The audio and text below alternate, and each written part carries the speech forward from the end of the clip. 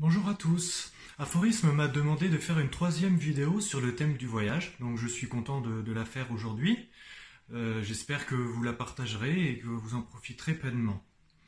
Dans la première vidéo, j'avais émis rapidement l'idée que le désir est une forme de voyage. Ce n'est pas une idée en l'air en fait. Je suis convaincu que le désir, et par-delà l'amour, constitue une épopée. Après tout, ne parle-t-on pas de transport amoureux ?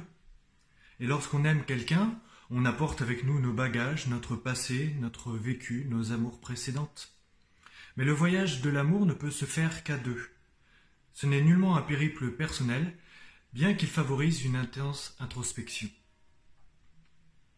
Au-delà du travail sur soi que l'on fait quand on aime, du chemin intérieur que nous empruntons, l'amour et le désir qui l'accompagnent sont avant tout des formes d'abandon, de lâcher-prise nécessaires à ce parcours sentimental.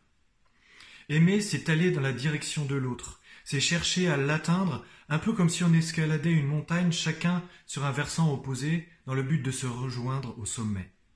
C'est ce voyage épuisant et revigorant à la fois que décrit Pablo Neruda dans certains poèmes tirés du recueil La Centaine d'amour.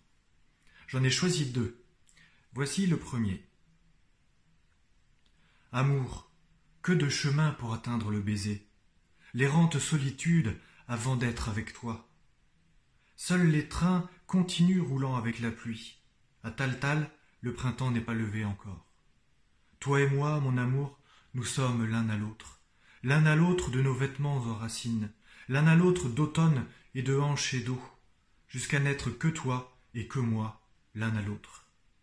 Dire qu'il en coûta tant de pierres que roule le fleuve, l'embouchure des eaux du Boroa, dire que séparés par des trains des nations, toi et moi, nous devions simplement nous aimer, confondus avec tous, les hommes et les femmes, et la terre où l'œillet s'enracine et grandit. Avant d'être avec toi, le poète est dans une errante solitude. Il est donc sans repère, sans but, sans itinéraire. Il va vers le rien, mais dès qu'apparaît l'autre, ce toi, cet amour, alors se créent des chemins pour atteindre le baiser. Aimer, c'est donc faire naître un sentier sur lequel marcher vers le baiser, autrement dit le désir. Pas simplement le désir sensuel, mais surtout la volonté de se confondre en l'autre, mentalement, affectivement et sexuellement aussi. D'ailleurs, Neruda utilise à plusieurs reprises l'expression l'un à l'autre. Aimer, c'est donc aussi un trajet et une appartenance, dont la destination ultime est de n'être que toi et que moi. Mais l'amour, c'est aussi une exploration, l'autre devenant terre étrangère. C'est ce que montre le deuxième poème que j'ai sélectionné. Je vous en fais la lecture. Oui, j'aime ce morceau de terre que tu es, moi qui, parmi toutes les prairies planétaires, ne possède pas d'autre étoile. L'univers, c'est toi qui le répètes et qui le multiplie.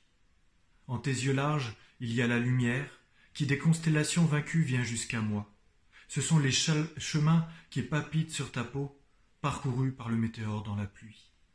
Tes hanches furent toute la lune pour moi, le soleil, les plaisirs de ta bouche profonde, et l'ardente lumière et tout le miel dans l'ombre. Ce fut ton cœur brûlé par de longs rayons rouges. Je parcours de baisers la forme de ton feu, ma petite planète, géographie, colombe. De manière claire, l'être aimé est comparé à la terre que tu es.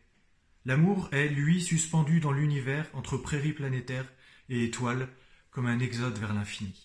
En effet, il est censé vivre à jamais car Neruda écrit « C'est toi qui le répètes et qui le multiplie ». Il parle dans la strophe suivante de cette lumière qui vient jusqu'à moi. Et de nouveau, il fait allusion au désir comme un voyage. Les chemins palpitent sur ta peau.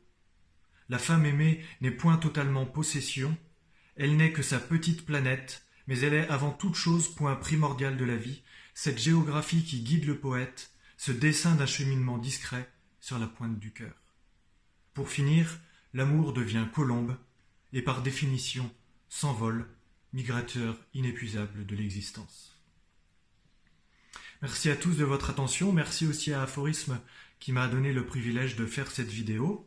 Je vous invite à lire le recueil de Pablo Neruda, La Centaine d'amour. C'est un excellent recueil qui regroupe 100 poèmes d'amour. Si vous le pouvez, lisez-le en version bilingue parce que la poésie espagnole est vraiment magnifique. J'espère que cette pause culturelle vous aura plu. Je vous souhaite une excellente journée.